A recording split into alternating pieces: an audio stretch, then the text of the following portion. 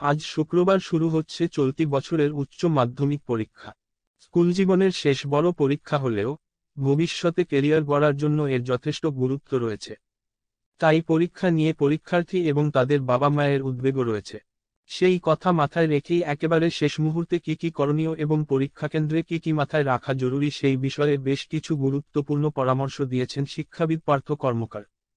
পাশাপাশি ভাগ করে নিয়েছেন প্রথম দিনের বাংলা পরীক্ষা সংক্রান্ত জরুরি টিপসও। এত দিনের প্রস্তুতি পর্বের পর পরীক্ষার আগের দিন পরীক্ষার্থীদের বেশ কিছু বিষয় মাথায় রাখতে হবে। সেগুলি হল: নম্বর 1, প্রতিদিন নির্ধারিত সময়ের মধ্যে পরীক্ষা কেন্দ্রে পৌঁছতে হবে পরীক্ষার্থীদের। তাই যাতে তাড়াহুড়োর ফলে অযথা টেনশন করে মনের উপর চাপ সৃষ্টি না হয় তার জন্য বেশ খানিকটা সময় হাতে নিয়ে বাড়ি থেকে বেরোতে হবে তাদের। সেই অনুযায়ী পরীক্ষার আগের দিনই বেরোনোর সময় ঠিক করে নিতে হবে। নম্বর 2, পরীক্ষার্থীদের পরীক্ষা কেন্দ্রে প্রবেশের জন্য যে দুটি জিনিস প্রতিদিন সঙ্গে রাখা জরুরি সেগুলি হল অ্যাডমিট কার্ড এবং রেজিস্ট্রেশন সার্টিফিকেট। তাই পরীক্ষার আগের দিনই এই দুটি নথি ব্যাগে ঢুকিয়ে রাখতে হবে পরীক্ষার্থীদের। নম্বর 3, একই সঙ্গে পরীক্ষার জন্য প্রয়োজনীয় পেন, পেন্সিল নিতে যাতে কোনো ভুল না হয় সেই জন্য আগের দিনই সব গুছিয়ে নিতে হবে। নম্বর 4, উচ্চ মাধ্যমিক শিক্ষা সংসদের নির্দেশিকা অনুযায়ী মোবাইল ফোন, ক্যালকুলেটর বা কোন ইলেকট্রনিক ডিভাইস নিয়ে পরীক্ষা কেন্দ্রে প্রবেশ করা যাবে না। তাই এই জিনিসগুলি ভুলেও নেওয়া যাবে না। নম্বর 5, এছাড়াও ছাতা, জলের বোতল, ট্রান্সপারেন্ট রাইটিং বোর্ড ব্যাগে রাখতে হবে। পরীক্ষার দিন কি কি করণীয়? নম্বর 1, যথাসময়ে পরীক্ষা কেন্দ্রে পৌঁছানোর পর অ্যাডমিট কার্ডের সঙ্গে মিলিয়ে নিজেদের সিট নম্বর দেখে নিতে হবে। ভেন্যুতে নোটিশ বোর্ডেই লেখা থাকবে সিট নম্বর এবং রুম নম্বর। সেই অনুযায়ী পরীক্ষাকক্ষে বসতে হবে পরীক্ষার্থীদের। নম্বর 2, পরীক্ষা কেন্দ্রে যে কোনো রকম সাহায্যের জন্য স্যার এবং ম্যাডামরা থাকবেন। তাই কোনো অসুবিধার সম্মুখীন হলে ভয় না পেয়ে তাদেরকে জানাতে হবে। নম্বর 3, পরীক্ষাকক্ষে ঢুকে প্রথমে খানিকক্ষণ চোখ বুজে বসে নিজেকে আত্মবিশ্বাস জোগানোর জন্য নিজের মনেই বলতে হবে, আমি পারবই, আজকে আমি সেরা। সব সময় ইতিবাচক দৃষ্টিভঙ্গি রাখতে হবে। নম্বর 4, উত্তরপত্রের প্রথম পৃষ্ঠার উপরে নাম, রোল নম্বর, রেজিস্ট্রেশন এবং বিষয়ের নাম লেখার নির্দিষ্ট জায়গাটি অ্যাডমিট কার্ড দেখে পূরণ করতে হবে।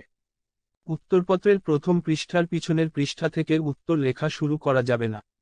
নম্বর 5, প্রশ্নপত্রে পার্ট এ এবং পার্ট বি দুটি অংশ থাকবে। পার্ট বিতে থাকবে এমসিকিউ এবং এসএকিউ। পার্ট এতে থাকবে বড় প্রশ্ন। পার্ট বির উত্তরগুলি মাথা ঠান্ডা রেখে করতে হবে। এগুলোতে পুরো নম্বর তোলার সুযোগ আছে। এরপর পার্ট এ উত্তর করতে হবে।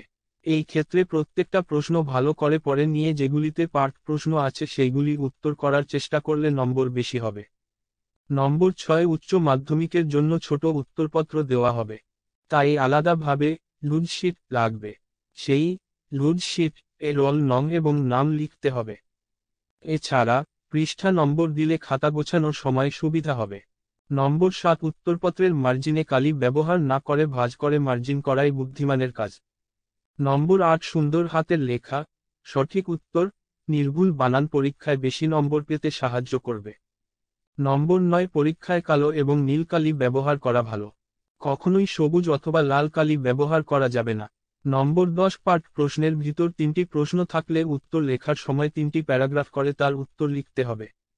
নম্বর 11, প্রশ্ন নির্বাচন করার পরে উত্তরপত্রে যখন উত্তর লিখতে যাবে তখন প্রশ্নের নম্বর লিখতে হবে।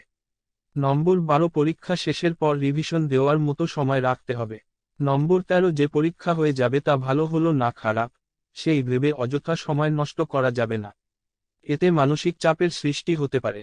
পরের পরীক্ষার জন্য ভাবতে হবে এবং মন দিয়ে পড়তে হবে। বাড়িতে গিয়ে একটু বিশ্রাম নিয়ে পরের দিনের পরীক্ষার জন্য পড়াশোনা করতে হবে। বাংলা পরীক্ষার জন্য গুরুত্বপূর্ণ কিছু টিপস।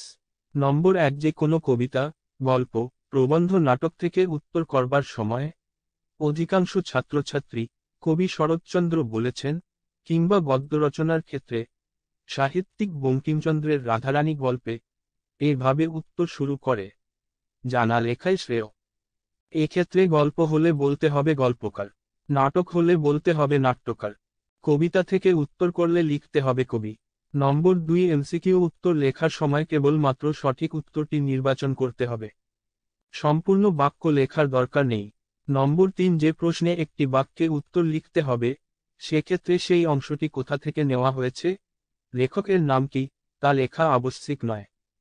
সরাসরি এক কথায় উত্তর লিখতে হবে। নম্বর 4, ব্যাখ্যাধর্মী প্রশ্নের উত্তরের ক্ষেত্রে উত্তরের একটা অংশ শেষ হলে বাকি অংশ লেখার সময় অনুচ্ছেদ পরিবর্তন করতে হবে। নম্বর 5, আলোচনামূলক প্রশ্নের উত্তরের ক্ষেত্রে বিষয়টির একটি দিক ধরে অনুচ্ছেদ পরিবর্তন করে উত্তর লিখতে হবে। নম্বর 6, বানান ভুলের দিকে নজর দিতে হবে। সংসদের নতুন বানানবিধি মেনেই শব্দের বানান শুদ্ধ করতেই হবে। নম্বর 7, ছোট ছোট সরল বাক্যে উত্তর লেখা অভ্যাস করতে হবে।